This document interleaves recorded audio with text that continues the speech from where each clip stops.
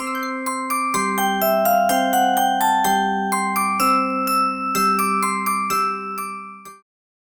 name is Robby Jerger, and I'm a native Tylerite. I was born at Christus Trinity Mother Frances Hospital when it was just one building and the name was just Mother Frances. When I was growing up, Broadway Square Mall was the new mall, and all the kids liked to hang out downtown on the square, sporting the latest fads like the mullet. Remember that? Business in the front, party in the back. One of the most memorable and formative experiences of my childhood involved clowns, a magic show, and chocolate cake, all in a Baptist church. I was 7 years old and my brother Louis was 6. We were visiting our mother for the weekend. Louis and I were wild little boys. You might even say we were feral children. At any given moment, we were either breaking something or fighting, oftentimes with our weapons of choice. Now, Louis usually had a stick or a tree limb, while I defended myself with my baton. It was a gift from my aunt, a former majorette at Chapel Hill High School. I would pick it up and twirl it every time I was at her house. Eventually, she caught on and gave it to me, along with her copy of Wild Cherry's Play That Funky Music, so I could make up my own routines. Mom lived in some not-so-fancy apartments on Biloxi Drive. They were called Casa de Oro. Now in Spanish, that means house of gold. The only thing gold in these apartments were the harvest gold rundown appliances in the kitchen. One Sunday morning at Mom's house, we heard some very familiar music coming from outside.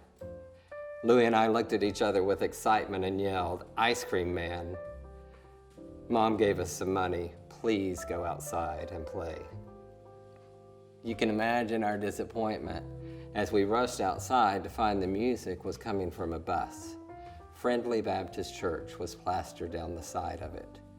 Louis looked at me and said, "I don't think there's any ice cream on that bus." But then we noticed some circus clowns begin to get off the bus. Now mind you, this was 1974, a time before clowns were scary. The clowns told us that if our parents would let us get on the bus and come to church, we would get to see a magic show. When Louis and I went to ask Mom if we could go, well, she thought this was a wonderful idea. So off we go to Friendly Baptist Church over on Front Street. As we were shuffled into the sanctuary, the aromas of Old Spice aftershave and Aquanet hairspray were so strong you could almost taste it. And as the choir was singing, "Are you washed in the blood?" I was wondering if there would be blood when the magician sawed the woman in half. I don't know about the other kids, but Louis and I had no idea we had to sit through a sermon. I don't remember what the sermon was about, but I do remember the preacher had a big booming voice and he seemed really excited. About what, I had no clue. I could not see a thing because of the woman's big hair sitting right in front of me. Actually, there was lots of big hair everywhere and lots of blue eyeshadow. Now, this was our first time to darken the doors of a church. It was also our first time to hear a sermon. And after what seemed to be the longest sermon ever preached, off we go to the magic show. Now, I really wasn't that impressed with the skills of the magician. He was wearing a top hat and a shiny suit with long tails, but I'm pretty sure it was the same guy with the big booming voice that had yelled to us forever just moments before. But there was a silver lining behind this dark cloud of an underwhelming magic show. The magician, announced that for his grand finale, he would make a chocolate cake appear out of a hat. I love, love, love chocolate cake. And I thought maybe it would get rid of the taste of Old Spice and Aquanet. As he began to pull the pieces of cake out of the hat, my mouth began to water. I could smell the sweet aroma of chocolate floating through the air, and the piles of buttercream icing looked like sweet clouds of pure goodness. As the preacher was handing the pieces of cake to each of the children ahead of us, he would tell them, "God loves you, child." We watched the pieces of cake disappear slice by slice and begin to cover the faces of the children ahead of us. Sadly, by the time he got to Louis and I, he had run out of cake. We didn't get any cake, and we didn't hear God loves you, child. This was the first time that I would begin to get the idea that God loved other people, but not me. My mother says she knew I was gay when I was 5 years old. That's the year I asked for an easy bake oven for Christmas. Now, I didn't know what it was called, but I knew I was different by age 8. And by the time I reached puberty, I finally had a name for why I felt like I was different. And from what I had heard on the school playgrounds and read in the Bible tracts left on our doorsteps, this was not a good thing. Growing up in East Texas, it was not uncommon to see people praying in restaurants and other public places. So I began to pray daily to this God who I assumed didn't love me. Please, God, don't let me be gay. I prayed this prayer until I was 25 years old. By this time, I was exhausted from trying to be someone that I'm not. I was afraid to be with a woman because I was afraid I wouldn't like it. And I was afraid to be with a man in fear that I would like it. So I surrendered. Fine, I'll just be gay. 1992 was a difficult year to come out. Shortly after I came out, Tyler experienced its first recorded hate crime.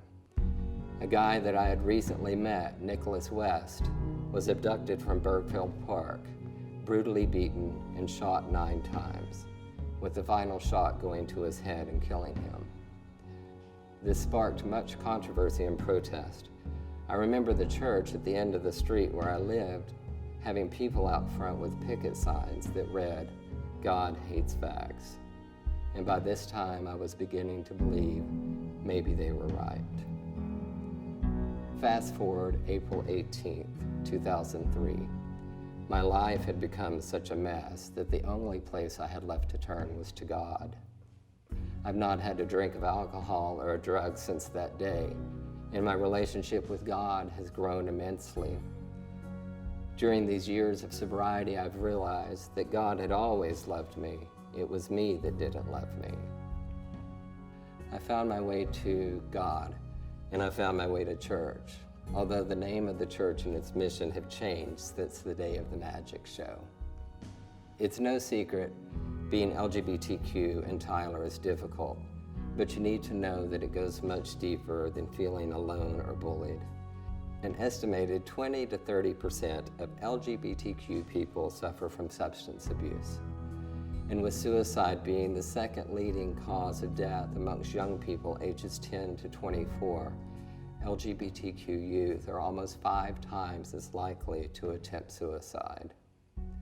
It's critical that LGBTQ folks in Tyler have people and places that are safe and welcoming, that we work to change these grim statistics in our community. This past September, with the help of many friends, I planted St. Clair's Episcopal Church, a place where all people are loved and celebrated for who they are. God willing, in 2 years, I will be a priest in the Episcopal Diocese of Texas. I dream of a Tyler where it is possible to be 2 things that I grew up believing were impossible and irreconcilable: gay and Christian. I dream of a Tyler where when we say all are welcome, that all means all. I dream of a world where everyone, Christian or not, gay, straight, or transgender, people of all races and backgrounds know and believe that they are loved. That was an amazing story, journey, testimony. We really appreciate you sharing it here. You've been sober now for 17 years. Congratulations. Thank you. Tell us, how does sobriety play a vital part in accepting yourself and surmounting the East Texas stigma that comes with being unapologetically gay?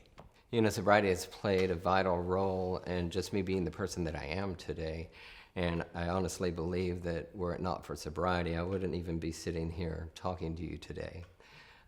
Sobriety for me is more than just abstaining from alcohol or abstaining from drugs. It's about learning to be comfortable in the skin that you're in. And it's also about learning to take a look at yourself. I'm grateful that the recovery programs that I've been in have given me a very keen sense of self-awareness. So I can look at the things that make up Robby, and I can change the things that I'm able to change, and I can learn not only to accept the things that I can't change about myself, but learn to love and embrace the things that I can't change about myself. I changed the stigma in East Texas by being unapologetically me. Thank you again for sharing that bold display of transparency here on Out of the Loop. Thank you. Thank you.